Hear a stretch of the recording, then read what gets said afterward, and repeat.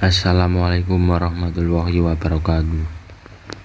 Perkenalkan, saya Reda Abdillah Fakih dari Universitas Muhammadiyah Gresik akan menjelaskan mengenai perencanaan dan pengendalian produksi dalam Body of Knowledge Operation Engineering dan Management.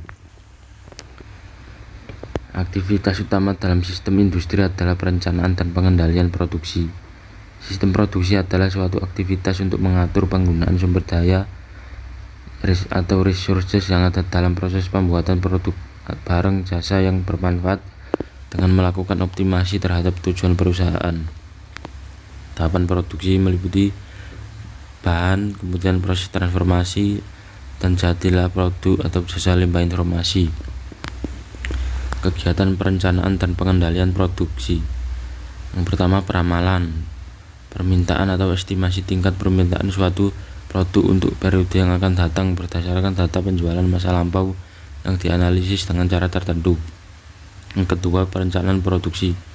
Digunakan untuk mengetahui jumlah barang yang harus diproduksi dengan berdasarkan pada hasil peramalan dan persediaan yang ada. Ketiga, pengawasan dan perencanaan persediaan. Digunakan untuk mempermudah atau memperlancar jalannya operasi perusahaan yang dilakukan secara berturut-turut untuk memproduksi barang yang dipasarkan pada konsumen.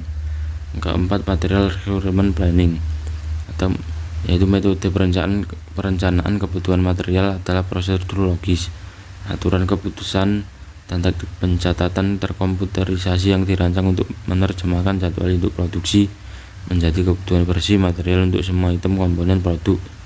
Yang kelima, line balancing atau keseimbangan lintasan adalah upaya untuk meminimumkan ketidakseimbangan di antara mesin-mesin untuk mendapatkan waktu yang sama di setiap stasiun kerja sesuai dengan kecepatan produksi yang diinginkan. Dan terakhir, konsep just in time, memproduksi output yang diperlukan pada waktu dibutuhkan dalam jumlah sesuai kebutuhan.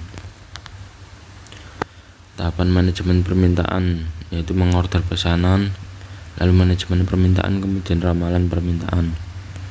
Dan pengelolaan order pesanan. Pertama, permintaan, lalu penawaran, kemudian negosiasi, lalu kesepakatan dan perjanjian. Metode peramalan ada dua, yaitu kualitatif dan kuantitatif. Kualitatif yaitu bergantung penilaian dan pengalaman seseorang atau subjektivitas. Data tidak tersedia atau tidak mencukupi kondisi yang berubah dan dapat terhubung langsung dengan lingkungan dan informasi dari dalam perusahaan. Sedangkan kuantitatif prosedur formal yang menggunakan model matematika, menggunakan data masa lalu untuk memperkirakan masa yang akan datang, dan diasumsikan pola data masa lalu akan berlanjut pada masa yang akan datang. Metode peramalan kualitatif sebagai berikut. Terdapat dua, yaitu metode manajemen decision atau jury of executive dan metode Delphi. Dan kuantitatif sebagai berikut, yaitu penelitian pasar atau market research dan metode ekspektasi pengguna atau user expectation. Sekian dari saya. Apabila masih terdapat kesalahan, saya mohon maaf sebesar-besarnya. Wassalamualaikum warahmatullahi wabarakatuh.